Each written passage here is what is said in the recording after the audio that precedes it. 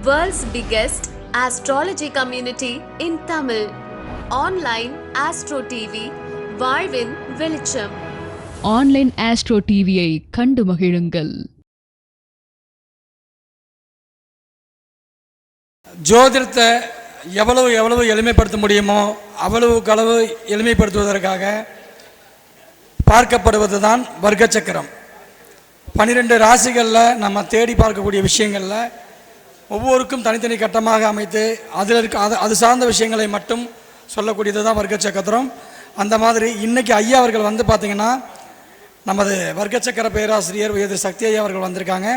அவர்கள் வந்து பார்த்திங்க அப்படின்னா ஒரே டைமில் 2 சார்ட் டபுள் போனஸ் அப்படின்ற மாதிரி லாபாம்சம் மற்றும் துபதசாம்சம் அப்படின்ற ஒரு அற்புதமான தலைப்பில் தன்னுடைய ஆளுமையை இங்கே கொடுக்குமாறு அன்புடன் கேட்டுக்கொள்கிறேன். சார், அனைவருக்கும் வணக்கம். தர்மசாஸ்தா ஜோதிட வித்யாலயத்தின் 5ஆம் ஆண்டு 5 நாள் ஜோதிட குடும்ப விழா, பட்டமளிப்பு விழா, இதுக்கு வருகை புரிந்திருக்கிற அனைத்து ஜோதிட சொந்தங்களுக்கும், ஜோதிட ஆன்றோர்கள், ஜோதிட சான்றோர்கள் அனைவருக்கும் எனது முதற்கண் வணக்கம். அது மட்டும் இல்லாமல் நம்ம மணிகண்டராஜ் ஐயா, அவரது குடும்பத்தார் மற்றும் அவர்கள மாணவர்கள் அனைவருக்கும் ஜோதிட நல்வாழ்த்துக்களும், இன்னும் மேலே வந்து மணிகண்டராஜ் ஐயாவும் அவர்களது குடும்பத்தாரும் அவர்கள் மாணவர்களும் மேலே நல்ல ஒரு நிலைக்கு வந்து இதை விட சீரும் சிறப்புமாக இந்த விழாவை செய்யணும் அப்படிங்கிற ஒரு ஆர்வம். அதுக்காக கடவுளுடைய எல்லா அனுகிரகங்களும் அவருக்கு கிடைக்கணும்னு நம்ம எல்லா சார்பாகவும் ஒரு பிரார்த்தனை பண்ணிக்குவோம்.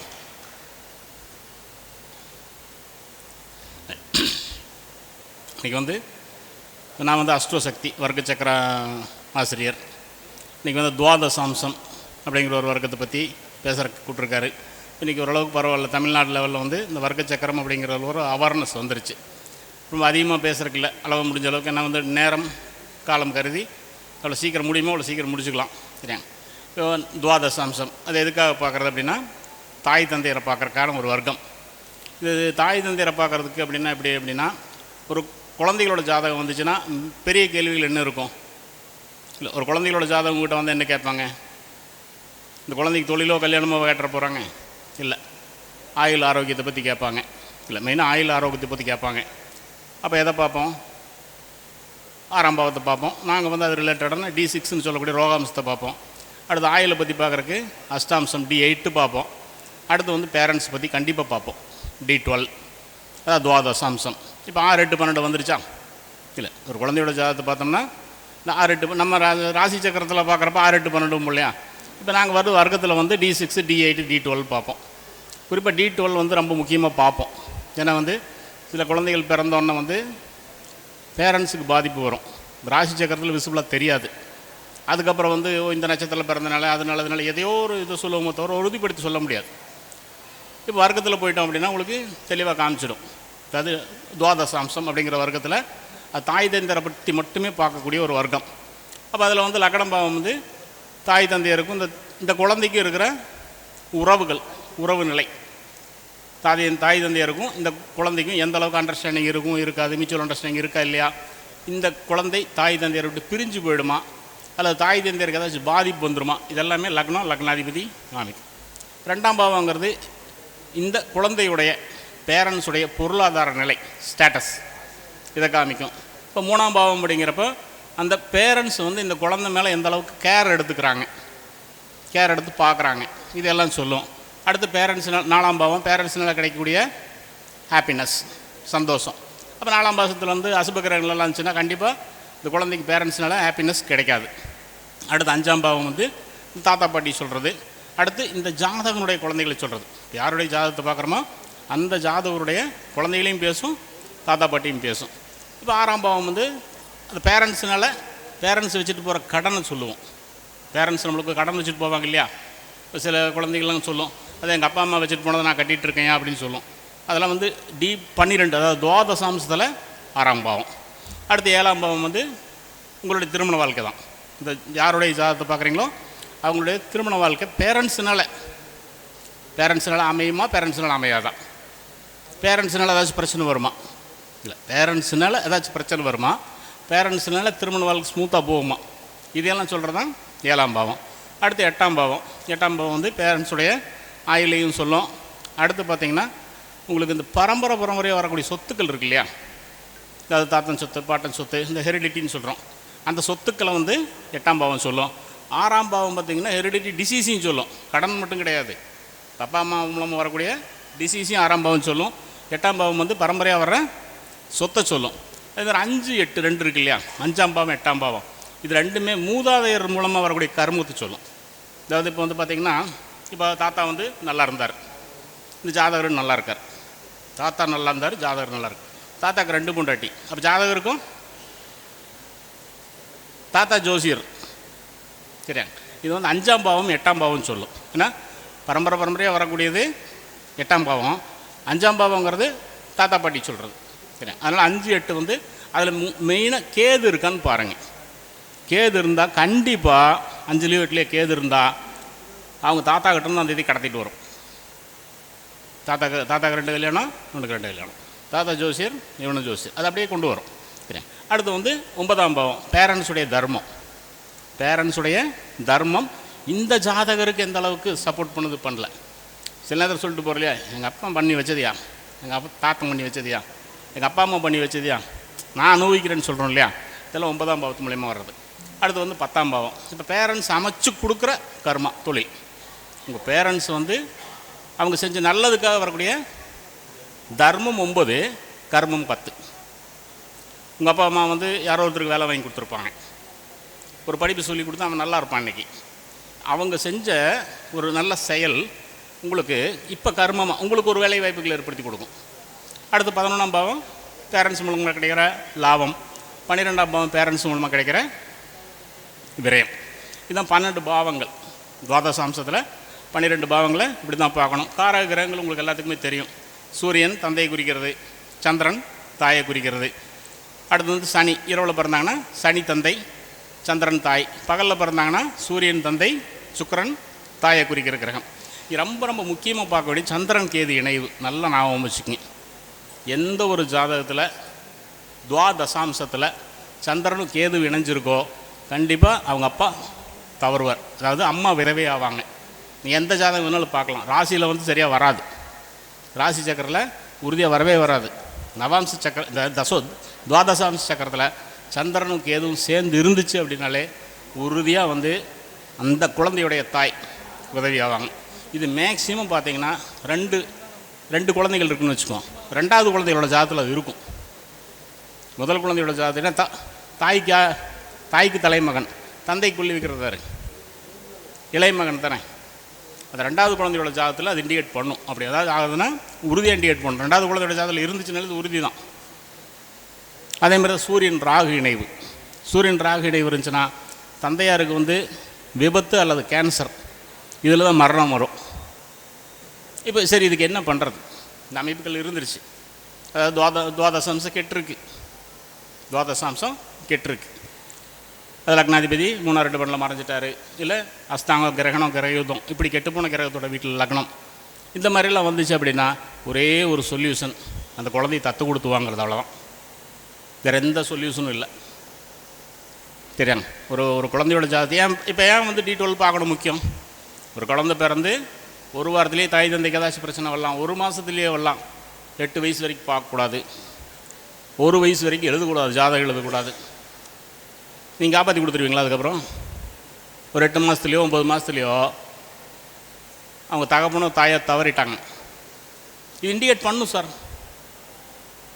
இது இண்டிகேட் பண்ணும். அதனால் வந்து பிறந்த கொலைக்கு அது என்றைக்கோ எந்த ஒரு காலத்தில் சொன்னாங்க. அன்றைக்கெல்லாம் வந்து இவ்வளோ இயற்கை பேரிடர்லாம் கிடையாது.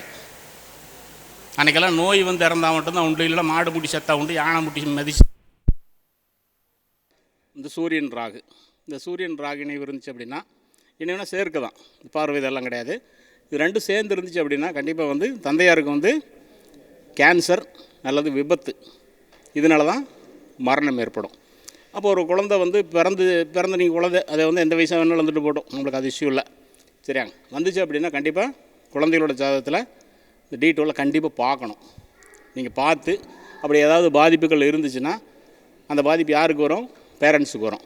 இப்போ பேரண்ட்ஸுக்கு வந்துச்சுன்னா ஆட்டோமேட்டிக்காக இந்த குழந்தைக்கு என்ன ஆகும்? சஃபர் ஆகும். ஏன்னா பேரண்ட்ஸ் தானே வந்து ஒரு கல்யாணம் பண்ணி வைக்கிறக்காச்சும் பேர் அது வரைக்காச்சும் பேரண்ட்ஸ் இருக்கணும் இல்லையா?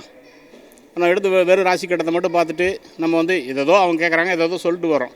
ஆனால் இனியாச்சும் வந்து துவாதசாம்சத்தை கொஞ்சம் பாருங்கள், இல்லை கொஞ்சம் பாருங்கள். அது பார்த்தீங்கன்னா நீங்கள் வந்து அந்த ஃபேமிலியவே நீங்கள் ஒரு சேஃப்கார்டு பண்ண முடியும். இல்லை அந்த ஃபேமிலியவே நீங்கள் வந்து ஒரு சேஃப்கார்டு உறுதியாக பண்ண முடியும். அடுத்து இந்த தத்து கொடுக்குறதுன்னு சொன்னோம் இல்லையா? இந்த தத்து கொடுக்குறது பார்த்திங்கன்னா நம்ம இந்த காங்கேயம் பக்கத்தில் மடவிளாகம் ரகுபதி நாராயண பெருமாள் கோவில், அந்த கோயிலில் பார்த்திங்கன்னா தத்து கொடுக்குறது தவிர வேறு எந்த பரிகாரம் பண்ணுறது கிடையாது. நல்லா ஞாபகம் வச்சுக்கங்க. அது புதன் சனி வந்து தத்து கொடுக்குறது பண்ணுவாங்க. நீங்கள் என்ன தான் பெரிய கோடீஸ்வரர் வந்து எனக்கு வியாழக்கிழமை தான் லீவு கிடைக்கும், நீங்கள் அந்த அன்றைக்கி தான் பண்ணணும்னு சொன்னாலும் சரி, அதுக்கு கிடையாது. நீங்கள் என்னவா இருந்துங்க, அந்த கோயில் வந்து இன்றைக்கும் வந்து ஒரு ஆத்மார்த்தமாக, ரங்கநாதன் சொல்லி ஒரு அர்ச்சகர் இருக்கார், ரொம்ப ஆத்மார்த்தமாக பண்ணிட்டுருக்கார். நீங்கள் கொடுக்குற காசு பணத்துக்காக கிடையாது, நல்லா ஞாபகம் வச்சுக்கங்க. அவர் வந்து அந்த ஒரு இறை சேவை வந்து ஒரு சர்வீஸாக பண்ணிட்டுருக்கார். அந்த கோயிலில் சனிக்கிழமையோ அல்லது புதன்கிழமையோ தத்து கொடுக்குறது தான் உடனே ப்ராசஸ், வேறு எதுவுமே கிடையாது. நீங்கள் தைரியமாக வந்து அங்கே பெருமாள் கோயிலில் தத்து கொடுத்து சிவன் கோயிலில் தத்து திருப்பி கொடுவாங்க. சரியாங்க? அது வந்து முடிஞ்சாலும் காலையில் வந்து ஏர்லியராக ஒரு 7 மணிக்குள்ளே இருக்கிற மாதிரி போயிட்டிங்கன்னா தத்து கொடுத்து தத்து திருப்பி வாங்கிட்டு வந்தாலும் பெரிய ப்ராசஸ். அதேமாதிரி 1-2 தான் பண்ணுவாங்க, நிறையாலாம் பண்ணவும் மாட்டாங்க. சரியாங்க?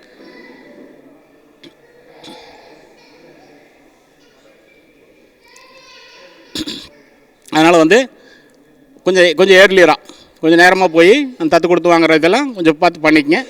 இது வந்து அந்த குழந்தையும் மட்டும் இல்லை, அந்த ஃபேமிலியுமே ஒரு சேஃப்கார்டு பண்ணுற ஒரு விஷயம். சரியாங்க? இப்போ வந்து துவாதசாம்சங்கிறது கண்டிப்பாக ஒரு முக்கியமான ஒரு வர்க்கம். ஏன்னா இந்த குழந்தைக்கு என்ன பிரச்சனைனாலும் பார்த்துக்க வேண்டியது பேரண்ட்ஸ். அப்போ அந்த பேரண்ட்ஸ் வந்து சேஃபாக இருக்கணும், அந்த சேஃபான நல்லா இருக்கணும், அவங்கள காப்பாற்றி கொடுக்குறது ஒரு ஜோதிடருடைய ஒரு கடமை. நம்ம சொல்ல வேண்டியது சொல்லிடுவோம், செய்கிறவங்க செய்யலை அப்படிங்கிறது அவங்களுடைய பிரியம். அடுத்து வந்து அந்த குழந்தைக்கு பாதிப்பு இருக்காங்கிறது D6 D8. இந்த குழந்தையோட ஆயுளுக்கு வந்து பங்கமெல்லாம் இருக்கா அப்படிங்கிறது D6 D8 இதை வச்சு பார்க்கணும். இந்த ரோகாம்சம் அஷ்டமாம்சம் இது 2 வச்சு பார்க்கணும். சரியாங்க? அடுத்து வந்து இப்போ துவாதசாம்சம் வந்து போதும், அதிகமாக மேலே தேவைப்படாது. ஏன்னா வந்து இன்றைக்கி ஒரு நல்ல ஒரு சிறப்பான ஒரு இதில் வந்துட்டு நம்ம நெகட்டிவாலாம் போக வேண்டாம். ஒரு குதூகலமாக ஒரு சந்தோஷமாக இருக்கிற விஷயத்தை பேசிகிட்டு இருக்கிறப்போ ஒரு கொஞ்சம் நல்ல விஷயங்களை பார்ப்போம். சரியா? லாபாம்சம் நம்ம மணியன் சார் D11 சேர்த்து பேசுங்க அப்படின்றார். அவர் நானே சொல்லிட்டேன் முதல்ல. சார் துவாதசாம்சம் வந்து ஒரு பெரிய ஒரு இன்ட்ரெஸ்டிங்கான சப்ஜெக்டாக இருக்காது, அதனால் முடிஞ்ச அளவு கண்டென்ட் கொடுத்துட்றேன், லாபாம்சத்தை பற்றி பேசுகிறேன் அப்படின்னா. ஏன்னா நீங்கள் அவங்களோட ஃபங்க்ஷன்லேயும் நிறையா அம்சங்களை பற்றி நான் பேசியிருக்கேன். அதனால் வந்து லாபாம்சம் அப்படிங்கிறத பற்றி பேசுகிற கேட்டார். இன்றைக்கி அதை பற்றி பேசுவோம். இந்த லாபாம்சம் அப்படிங்கிறத பிஸ்னஸ் முழுக்க பிஸ்னஸ் செஞ்சார். D11 11ஆம் பாவம் இருக்கு இல்லையா? 11ஆம் பாவம் பிஸ்னஸ்ன்னு சொல்கிறோம். 11 கூட 11 இருப்பார், 2 கூட 11 இருப்பார், இல்லை 11ஆம் அதிபதி 2 இருப்பார். இதை நம்பி பிஸ்னஸ் பண்ணி ஏமாந்தவங்க நிறையா. லக்னாதிபதி 2 இருப்பார். இல்லை, இதை நம்பி பிஸ்னஸ் பண்ணி ஏமாந்தவங்க நிறையா, லாபாம்சத்தை பார்க்காம. சரியா? லாபாம்சம் அப்படின்னு சொல்லக்கூடியது D11, நல்லா ஞாபகம் வச்சுங்க. அதாவது இந்த அம்சங்கள் எல்லாமே பார்த்திங்கன்னா 30 / அந்த நம்பர் தான். இந்த நவாம்சம் அப்படின்னா D9ன்னு சொல்லுவோம். 30/9 2 பாகை 20 கலை. துவாதசாம்சங்கிறது 30/12 2 பாகை 30 கலை. அப்போ D11ங்கிறது என்னது? 30/11. அப்போ 2 பாகை 43 கலை 38 விகலை. அவ்வளோ ஒரு துல்லியமாக வரும். சரியாங்க? இது எந்த ராசியில் வேணாலும் வரட்டும், ஒன்றும் பிரச்சனை இல்லை. எல்லாமே மேசத்துலேருந்து ரிவர்ஸ் ஆர்டரில் தான் வரும். எந்த ராசியில் சைபர் 2 2 43 38 இருந்தாலும் அது மேசத்தில் தான் வரும். அதுக்கு அடுத்த பிரிவாக இருந்தால் மீனத்தில் வரும். அப்படியே ரிவர்ஸ் ஆர்டரில் தான் வரும். மிதுனத்து வரைக்கும் தான் வரும். ரிஷபத்தில் எந்த கிரகங்களும் வராது. இது நீங்கள் மேனுவலாக தான் போடணும், நல்லா ஞாபகம் வச்சுங்க. சார் ஒரு சாஃப்ட்வேரில் வருது அப்படின்னீங்கன்னா கண்டிப்பாக வந்து மேக்ஸிமம் இது வரைக்கும் எந்த சாஃப்ட்வேர்லையும் இல்லை. லாபாம்சம் சொல்லக்கூடிய எந்த சாஃப்ட்வேர்லையும் இல்லை. அப்படி அதுக்கு மேலே வர்றது வந்து ருத்ராம்சம். அது வந்து லாபாம்சம் கிடையாது. இந்த ருத்ராம்சங்கிறது என்ன அப்படின்னா இந்த D8 மாதிரியே, இந்த D8 ஆயில் சொல்கிறோம் இல்லையா, இதை வந்து தண்டனைகளை சொல்லும். உங்களுக்கு கிடைக்கக்கூடிய பனிஷ்மெண்ட்ஸ். ருத்ரம்னா அழிக்கிறது, ருத்ரம் அப்படின்னா டிஸ்ட்ராய் பண்ணுறது. அதை பற்றி மட்டுமே பேசக்கூடியதான் ருத்ராம்சம்னு சொல்கிறது. அப்போது லாபாம்சம் அதாவது பிஸ்னஸ் நீங்கள் பண்ணுறீங்க அப்படின்னா ஃபஸ்ட்டு பிஸ்னஸ்னால் என்னென்னு தெரிஞ்சுக்கிங்க. ஃபஸ்ட்டு வந்து பிஸ்னஸ் அப்படின்னு என்னென்னு தெரிஞ்சுக்கிங்க. இப்போது சும்மா சாதாரணம் வந்து ஒருத்தர் வந்து உங்கள்கிட்ட நான் பிஸ்னஸ் பண்ணலான்ட்டு இருக்கேன் அப்படிம்பார். அவருக்கு எல்லாம் சொல்கிற மாதிரி பிஸ்னஸ் அப்படின்னா ஒன்று தான் தெரியும்.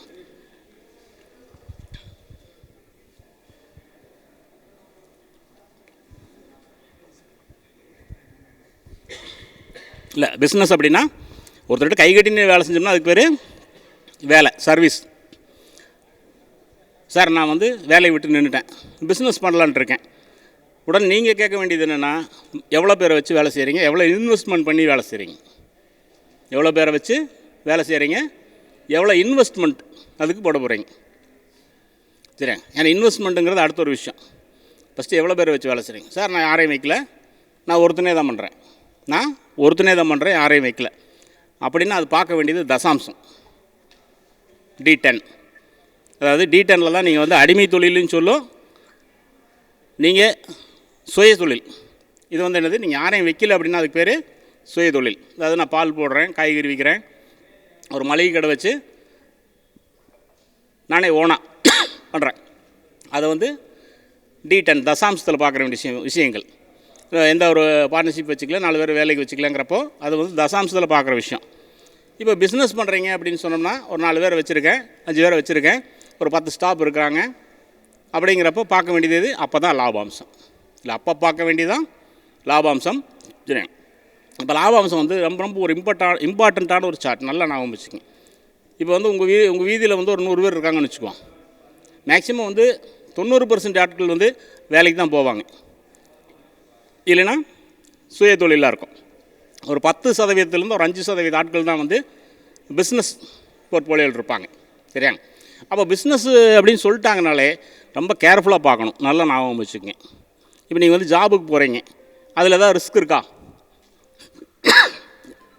இல்லை, ஜாபுக்கு போகிறீங்க அதில் ஏதாவது ரிஸ்க் இருக்கா? இல்லை ஜாபை விட்டுட்டீங்க ஏதாவது ரிஸ்க் இருக்கா? ஒன்றும் கிடையாது.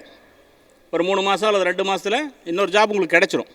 சரியாங்க, அப்போ நீங்கள் வந்து ஒரு 5 வருஷம் 10 வருஷம் போயிருக்கிறீங்க, கண்டிப்பாக ஏதோ ஒரு சேவிங்ஸ் இருக்கும்.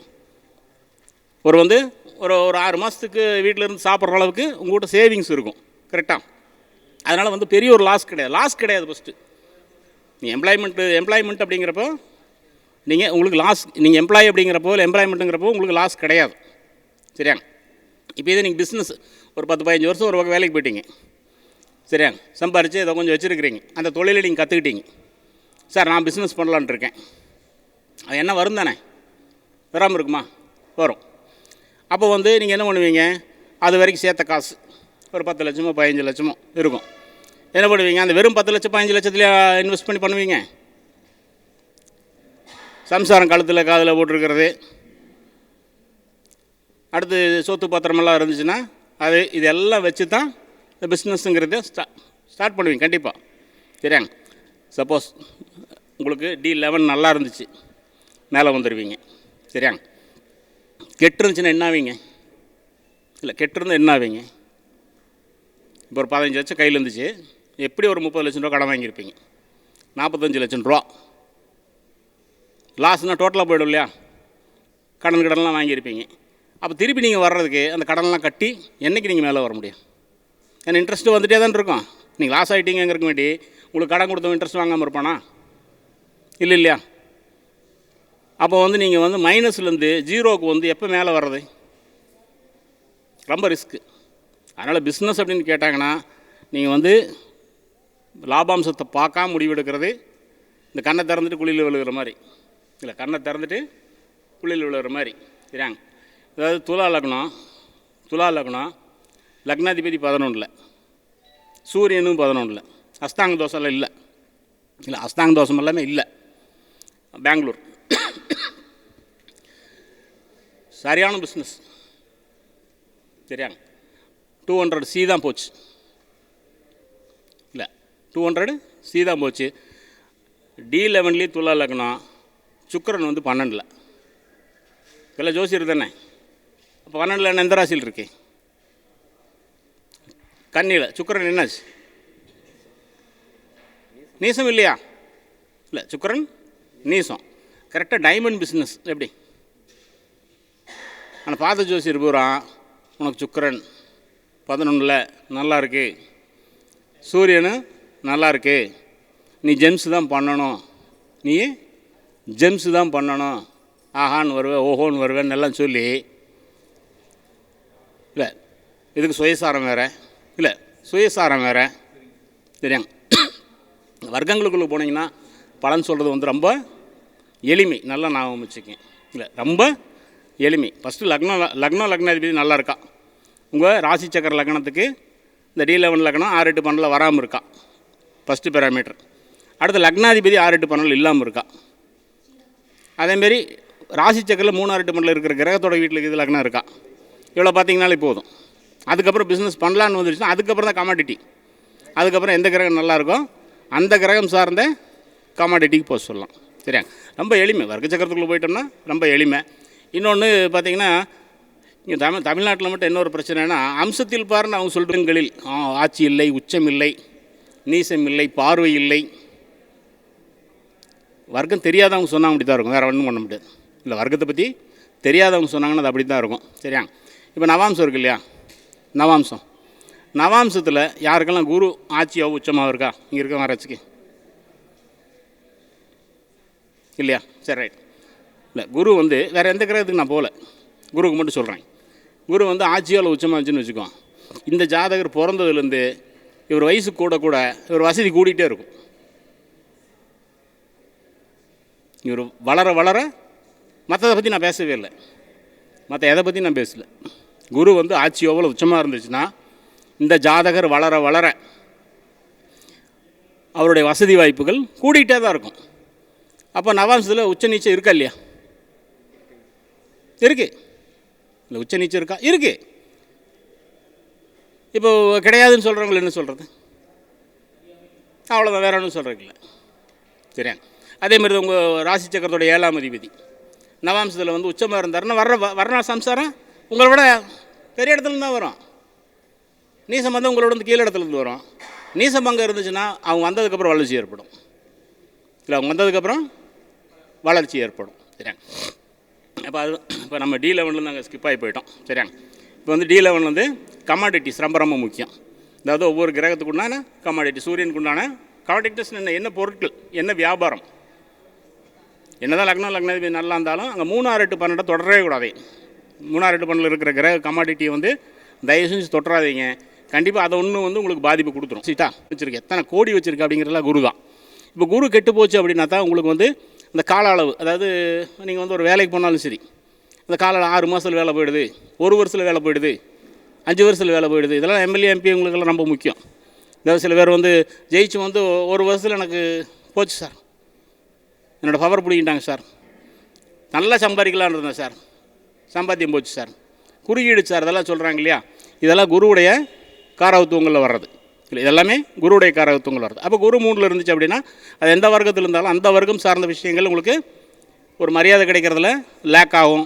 அடுத்து பார்த்திங்கன்னா குவாண்டம், அது எதாக வேணாலும் இருக்கட்டும். இப்போ நவாம்சம் அப்படின்னா திருமண வாழ்க்கையோட ஆயுள் குறையும், தொழிலையாக இருந்தால் தொழில் வாழ்க்கையுடைய ஆயுள் குறையும், மரியாதை குறையும். அடுத்து பார்த்திங்கன்னா 4ஆம் இடம். 4ஆம் இடத்துல பார்த்திங்கன்னா ரொம்ப முக்கியமான கிரகம் கேதுவும் புதனும் 2 பேருமே மரணிப்பாங்க. 4ஆம் இடத்துல கேது புதன் 2மே மரணிக்கும். இப்போ புதன் அப்படிங்கிறது பார்த்திங்கன்னா கல்வி, புதன்கிறது ஸ்கூல். அடுத்து நம்மளோட பருவத்தில் எதை குறிக்கும்? புதன் குழந்தை பருவத்தை குறிக்கும். சரியா? ஒரு குழந்தைய கொண்டே ஸ்கூல் விடுறப்ப சந்தோஷமாக போயிடுதா? ஃபஸ்ட்டு கொண்டே விட்றீங்க, கற்றுக்க இந்த குழந்தை படித்து நல்லா வரட்டும்னு சந்தோஷமாக போயிடுதா? அழுது உருண்டு பிறண்டு நீ கொள்றானேன்ட்டே போகும்.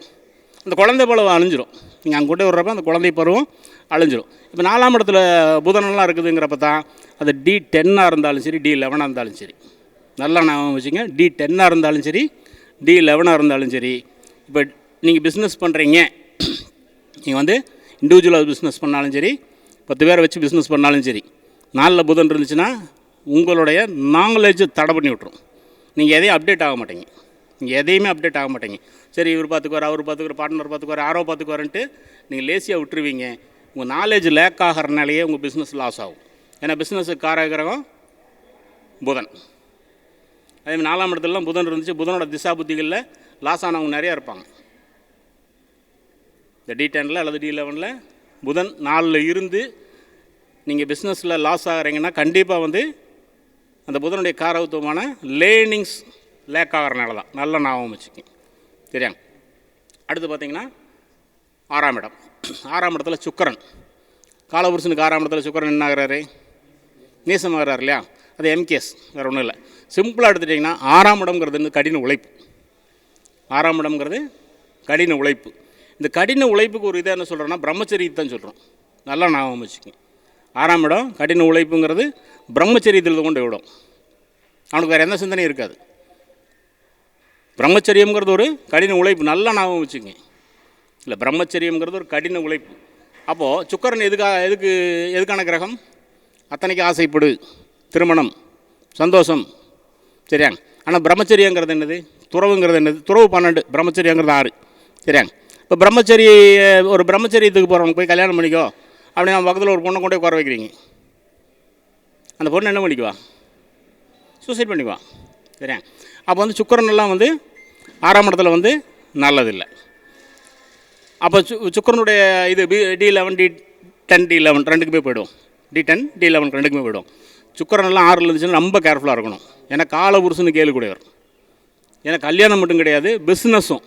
7ஆம் இடம்ங்கிறது பிஸ்னஸை குறிக்கக்கூடிய ஒரு இடம். சுக்கிரனெல்லாம் 6ல் இருந்தாருன்னா கண்டிப்பாக பிஸ்னஸ் பண்ணி லாஸ் ஆவான். கண்டிப்பாக பிஸ்னஸ் பண்ணி லாஸ் ஆகும். அதனால் கொஞ்சம் கேர்ஃபுல்லாக பார்த்துக்கணும். அடுத்து பார்த்திங்கன்னா 7ஆம் இடம். 7ஆம் இடத்துல புதனுக்கும் மரணகாரகஸ்தானம் தான், செவ்வாய்க்கும் மரணகாரகஸ்தானம். நல்லா ஞாபகம் வச்சுக்கோங்க. ஏன்னா புதன் வந்து குழந்தை பருவம், 7ஆம் இடம் திருமணம். புதன் குழந்தை பருவத்தை குறிக்கிறது, 7ஆம் இடம் திருமணத்தை குறிக்கிறது. ஒரு குழந்தைக்கு கல்யாணம் பண்ணி வச்சா என்ன ஆகும்? இல்லை, ஒரு குழந்தைக்கு கல்யாணம் பண்ணி வச்சா அந்த குழந்தை தன்மை அழிஞ்சிடும் இல்லையா? இல்லை, குழந்தை தன்மையை அழிஞ்சிரும். இது நவாம்சத்தில் வந்து ரொம்ப ரொம்ப முக்கியம். நவாம்சத்தில் வந்து புதன் 7ல் இருந்துச்சுன்னா அது குழந்தை திருமணம் தான். இப்போ நீங்கள் எல்லாம் குழந்தை பருவத்திலும் தாண்டி வந்தவங்க தான், சரியாங்க. இந்த சின்ன வயசுலலாம் இந்த கல்யாணம் பண்ணி விளையாண்டுருப்போம். விளையாடமா, இன்றைக்கி ஒருத்தர் கல்யாணம் பண்ணணும், நாளைக்கு ஒருத்தர் கல்யாணம் பண்ணோம், கரெக்டாக? புதன் 7ல் இருந்தால் தான் நடக்கும். புதன் 7ல் இருந்துச்சுன்னா இன்றைக்கி ஒரு கல்யாணம், நாளைக்கு ஒரு கல்யாணம். சாதாரணமாக தாலி தூக்கி வச்சுட்டு போயிட்டே இருப்பாங்க. இல்லை, சாதாரணமாக தாலி கழட்டி தூக்கி வச்சுட்டே போயிடுவாங்க. அது என்ன பெரிய கல்யாணம்ட்ட நீ இல்லாமல் இருக்க முடியாதா? இப்போ நாளைக்கு இன்னொருத்தர் ரெடியாக இருக்கான். அது படிப்பினாலேயும் ஏற்படும், ஃப்ரெண்ட்ஸுனாலையும் ஏற்படும். இல்லை, படிப்பினாலையும் ஏற்படும், ஃப்ரெண்ட்ஸுனாலையும் ஏற்படும், சரியாங்க. அதாவது இப்போ நவாம்சத்தில் புதன் 7 அப்படின்னா ஒரே சிம்பிளான ஒரு வாழ்க்கை துணைக்கு புத்தி பேதலிக்கும். ஏன் பேதலிக்கும்? இப்படி பொண்டாட்டி போயிட்டு இருந்தா, இல்லை புருஷன் போயிட்டு இருந்தா அது என்ன ஆகும்? பைத்தியமாகிடும். அடுத்து செவ்வாய் வந்து 6ஆம் பாவத்துக்கு காரக கிரகம், கரெக்டாக? சரிண்ணா, பிரம்மச்சரி. செவ்வாய் வந்து பிரம்மச்சரியத்தை சொல்கிற கிரகம், 7ஆம் பாவம் திருமணத்தை சொல்கிற கிரகம். இப்போ செவ்வாய் வந்து 7ல் கொண்டுட்டார், என்ன ஆகும்? நான் நவாம்சத்தில் பேசிகிட்டு இருக்கேன், ராசிச்சக்கரில் நான் பேசலை. நவாம்சத்தில் செவ்வாய் 7ல் வந்து உட்காண்டா தாம்பத்திய உறவுங்கிறதே 6 மாதத்துக்கு ஒருக்கா, வருஷத்துக்கு ஒருக்கா அப்படித்தான் கிடைக்கும். ரெகுலரெலாம் கிடைக்காது. இல்லை சார், ஒரு 3 நாள் சேர்ந்தாப்புல நல்லா இருந்தேன் சார், இல்லை 3 வாரம் சேர்ந்தாப்புல, அவ்வளோதான். அப்புறம் அதுக்கப்புறம் அந்த 6 மாதம் ஆகலாம், 1 வருஷம் ஆகலாம். உங்களை துறவரம் பெற வச்சிடும். இல்லை, உங்களை துறவரம் போக வச்சிடும். இப்போ ராசி சக்கரத்தில் 7ல் செவ்வாய். யார் கவலைப்படணும், யார் கவலைப்பட வேண்டியது 2 இருக்குது. இப்போ நீங்கள் பகலில் பிறந்து சூரிய ஓரையில், அதாவது D2ல் லக்னம் வந்து சிம்மத்தில் இருந்தால் கண்டிப்பாக செவ்வாய் தோஷம். D2ல் வந்து லக்னம் சிம்மமாகி பகலில் பிறந்திருந்து செவ்வாய் 7ல் இருந்தால் தோஷத்தை கொடுக்கும். இதே வந்து நீங்கள் இரவில் பிறந்திருக்கிறீங்க, லக்னம் கடகத்தில், எங்கே? D2ல், அங்கே செவ்வாய் வந்து எனர்ஜியாக கன்வெர்ட் ஆகிடும். அங்கே முழுக்க செவ்வாய் எனர்ஜி கொடுக்கும், தவிர தோஷத்தை கொடுக்காது. நல்லா ஞாபகம் வச்சுக்கங்க, சரியாங்க. எல்லாம் வந்து ஒரு பெரிய ஒரு சப்ஜெக்ட்டு, அதுக்குள்ள நம்ம உள்ளே போகல. என்ன பாட்டிருந்தோம்? எம்கேஎஸ். அடுத்து வந்து பார்த்திங்கன்னா 8ஆம் இடம். 8ஆம் இடத்துல வந்து காலபுருஷனுக்கு 8ல் சந்திரன் நீசம். இல்லை, காலபுருஷனுக்கு 8ல் சந்திரன் நீசம். இப்போ சந்திரன் நீசத்தை பார்க்குறீங்கன்னா ஃபஸ்ட்டு டிகிரி அளவு பார்த்து பழகு. 3 டிகிரி வரைக்கும் தான் சந்திரன் உச்சம், 3 டிகிரி வரைக்கும் தான் நீசம். நல்லா ஞாபகம் வச்சுக்கங்க. சந்திரன் கேட்டையில் இருக்கிறார், இருந்துட்டு போகிறாரு, அங்கே ஒன்றும் நீசம் கிடையாது, அங்கே நட்புராசியில் இருக்கார். நீசம் தாண்டி வந்துட்டார். இல்லை, சந்திரனே வந்து 3 டிகிரி அளவு தான் உச்சம் நீசமே. நல்லா ஞாபகம் வச்சுக்கங்க. அதை தாண்டிட்டால் வந்து அங்கே நீசம் இல்லை, நட்புராசி தான். அதில் டிகிரி, அதை நிச்ச நீசத்தை கூட நீங்கள் டிகிரி அளவு தான் பார்க்கணும். நல்லா தெரிஞ்சுக்கங்க. எடுத்தவங்க தான் அடிச்சு விட்றதெல்லாம் ஜோதிடம் கிடையாது. எல்லாமே டிகிரி சுத்தமாக பார்க்குறது தான் ஜோதிடம். 8ல் சந்திரன் நீசம். இதுதான் வந்து 8ல் சந்திரன், காலபுருஷனுக்கு 8ல் நீசம். சாதாரணமாக எம்கேஎஸ், சரியாங்க. உடல் பாதிப்புகள் வரும். இல்லை, உடல் பாதிப்புகள் கண்டிப்பாக வரும். அடுத்து பார்த்திங்கன்னா முடிஞ்ச அளவுக்கு வர்க்கத்தில் காரகத்துவம் பார்த்துக்குங்க. அவர் எந்த பாவாதிபதியாகி நிற்கிறார், எந்த பாவாதிபதியாகி 8ல் நிற்கிறாரோ அந்த பாவத்துக்கு உயிர்காரகத்துவங்களை பாதிப்பு கொடுப்பார். நம்ம D10 D11 போகிற பார்த்தீங்கன்னா D10 D11 போகிற பார்த்தீங்கன்னா அங்கே அவ்வளோ தூரம் பெருசாக எடுத்துக்க வேண்டியதில்லை. ஆனால் வந்து இப்போ இதுக்கு இன்னொரு காரகத்துவம் என்ன அப்படின்னா, இதுக்கு சந்திரனுக்கு இன்னொரு காரகத்துவம் என்ன, லவ்னா என்ன, அன்பு. லவ்னா அன்பு. சந்திரன் எம்கேஸில் இருந்துச்சுன்னா உங்கள் மேலே யாரும் அன்பு செலுத்த மாட்டாங்க. உங்கள் மேலே யாரும் பெரிய அளவில் அன்பு செலுத்த மாட்டாங்க. நல்ல ஞாபகம் வச்சு. அடுத்து வந்து 9ஆம் இடம். 9ஆம் இடத்துல ராகுவுடைய செயல்பாடுகள் என்னது, அதர்மம். சரியா? அதை என்ன சொல்கிறோம், ஏமாத்துறது சொல்கிறோம் இல்லையா, ஏமாத்துறது சொல்கிறோம், திருட்டுத்தனம் சொல்கிறோம், இதெல்லாம் சொல்கிறோம். அதுக்கு பேர் அதர்மம். நல்ல ஞாபகம் வச்சுங்க. ஆனால் 9ஆம் பாவம் என்னது, தர்மம்.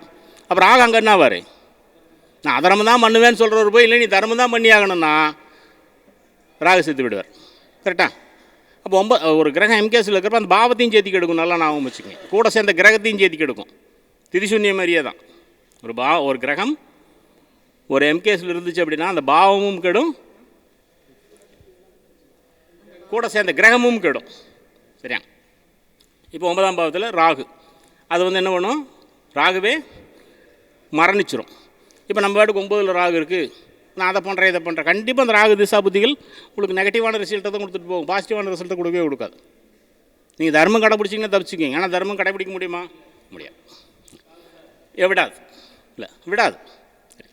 அடுத்து பார்த்தீங்கன்னா இப்போ எல்லாமே வந்திருக்குன்னு நினைக்கிறேன். இன்னொன்னே ஒன்று தான் விடுபட்டுருக்கும், சூரியன். கரெக்டாக? சூரியன் வந்து 12ஆம் இடத்துல எம்கேஸ், மரணகாரகஸ்தானம். இப்போ ஏன் அப்படின்னா 12ஆம் இடம் என்னென்னலாம் சொல்லுது, ஜெயில். ஃபஸ்ட்டு பாருங்கள், ஜெயில். அவ்வளோதான். சூரியன் யார், ராஜா. அடுத்து துறவரம். 12ஆம் இடம்ங்கிறது துறவரத்தை குறிக்கும், ஜெயிலை குறிக்கும். சூரியன் வந்து ராஜா. இப்போ நீங்கள் ராஜாவை வந்து ஜெயிலில் பிடிச்சி போட்டீங்க, அதுக்கு என்ன சொல்லுவார் அவர், இதுக்கு என்ன கொண்டிருக்கலாம் பாரு. கரெக்டாக? இப்போ ராஜாவை துறவரம் போ அப்படிங்கிறீங்க. ஐயோ நான் ராஜா, நான் இதுக்கே துறவரம் போகணும் பாரு, இறந்துடுவார். சரியா? இப்போ இதனால தான் வந்து அந்த 12ஆம் இடத்துல வந்து சூரியன் வந்து D10லையோ D11லையோ வந்து நீங்கள் பிஸ்னஸ் பண்ணுறீங்கன்னா கண்டிப்பாக அரசு அபராதங்கள் ஏற்படும், கவர்மெண்ட் இஷ்யூஸில் மாட்டிக்குவீங்க. அதனால் வந்து இப்போ இன்னொருத்தர் நம்பி கொடுத்தோம் சார், அவர் கட்டியிருப்பார்னு நினச்சேன் சார், ஏமாற்றிட்டு போயிட்டார் சார். அதனால் தயவு செஞ்சு இன்னொருத்தரையெல்லாம் நம்பியெல்லாம் நீங்கள் போய் நிற்காதீங்க. கவர்மெண்ட்டுக்கு ஏதாச்சும் கட்ட வேண்டியது பிடிக்க வேண்டியது இருந்தால் தயவு செஞ்சு நீங்களே போய் கட்டிடுங்க. அவர் நம்பி கொடுத்தேன், இவர் நம்பி கொடுத்தேன், அவர் பண்ணிடுவார் நினச்சி இவர் பண்ணிடுவார், கண்டிப்பாக விட்டுருவாங்க. சரியா? இப்போ இந்த எம்கேஸில் ஒரே ஒரு விதிவிலக்கு என்னென்னா, இந்த பலம் பெற்ற குருவுடைய பார்வை, பலம் பெற்ற குருவுடைய பார்வை ஒன்றே ஒன்று தான் வந்து எம்கேஸுக்கு விதிவிலக்கு. சரியா? ஏன்னா வந்து குரு யார், ஜீவகாரக கிரகம். இது எம்கேஸுங்கிறது மரணஸ்தானம். ஒரு கிரகம் இறந்து போன ஒரு கிரகத்துக்கு உயிர் திரும்ப வரணும்னா இந்த குருவுடைய பார்வை இருந்தால் மட்டும்தான் முடியும், மற்றபடி முடியாது. இந்த 3, 8, 12 மறைவு ஸ்தானங்களில் இந்த கிரகங்கள் ஏதாச்சும் 3, 8 பண்ணலாம் இருந்துச்சு அப்படின்னா ரொம்ப கேர்ஃபுல்லாக ஹேண்டில் பண்ணுங்கள். அதேமாதிரி 4ல் கேது, அதை சொல்கிறதுக்கு மறந்துனேன். 4ல் கேது. சரியா? இப்போ 4ஆம் இடம் என்னது, வீடு வாசல். 4ஆம் இடம் வீடு வாசலை குறிக்கிறாரோ. கேது வந்து நாடோடிக்கு வீடு வாசல் வேணுமா, நாடோடி கொண்டு வீட்டில் வச்சிங்கன்னா என்ன பண்ணுவோம், வீட்டை இடிச்சிட்டு போயிடும். அதனால தான் வந்து இப்போ இது எங்கே பார்க்கணுன்னா D4ல் பார்க்க வேண்டிய விஷயம். 4ஆம் இடத்துலையோ அதுக்கு திரிகோணங்கள்லையோ கேது இருந்துச்சுன்னா அவங்க வீடு வந்து இயற்கை சீற்றங்களால் பாதிக்கப்படும். மரம் உடஞ்ச மரம் எங்கள் வீட்டு மேலே தான் சார் நேராக விழுந்துச்சு, அவ்வளோ மழை வந்ததில் எங்கள் வீட்டுக்குள்ளே தான் சார் தண்ணி ஏறிச்சு. சரியா? இயற்கை சீற்றங்களால் கண்டிப்பாக பாதிக்கப்படும். அதனால் வந்து இந்த எம்கேஸுங்கிறது வந்து கொஞ்சம் கேர்ஃபுல்லாக பாருங்கள். சரியா? இப்போ வந்து இப்போ D11 எதுக்கு பார்க்கணும், ராசி சக்கரத்தில் 2ஆம் இடம் நல்லாயிருக்கும், 11ஆம் இடம் நல்லாயிருக்கும், எல்லாமே நல்லா இருந்து பிஸ்னஸ் இப்போ நீங்கள் பண்ணணும் அப்படின்னா கண்டிப்பாக D11 பார்க்காம பண்ணிடாதீங்க.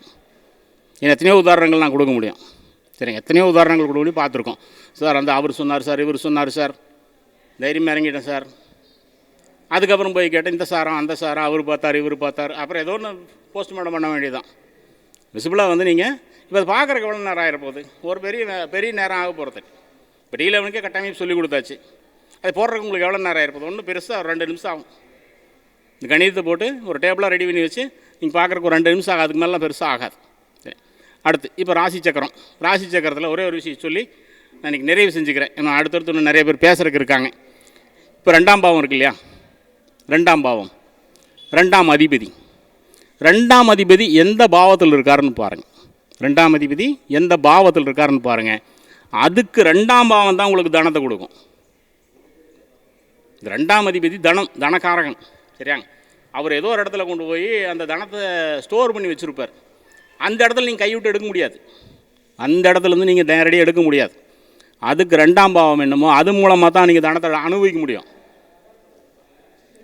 பாவத்தில் நான் சொல்லிட்டு இருக்கிறேன், பாவத்தில் ராசியில் கிடையாது. எனக்கு 2 கூட சுக்கிரன் சார் 4 இருக்கார் சார். அப்போ 2ஆம் அதிபதியாக தான் நீங்கள் பார்க்கணும். அவர் பாவத்தில் வந்து 5 போய் கொண்டிருப்பார். 2 கூட சுக்கிரன் 4, அது வந்து கிரகம். கிரகப்பேர் சொல்கிறப்ப ராசி, பாவப்பேர் சொல்கிறப்ப பாவாதிபதி. சரியா? அவர் வந்து 5 போய் கொண்டிருப்பார். அப்போ நீங்கள் அப்போ 6ஆம் இடத்துக்கு தான். 6ஆம் இடம் வந்து கடுமையான உழைப்பு. அப்போ கடுமையான உழைப்பு போட்டிங்கன்னா பலன் வரும்.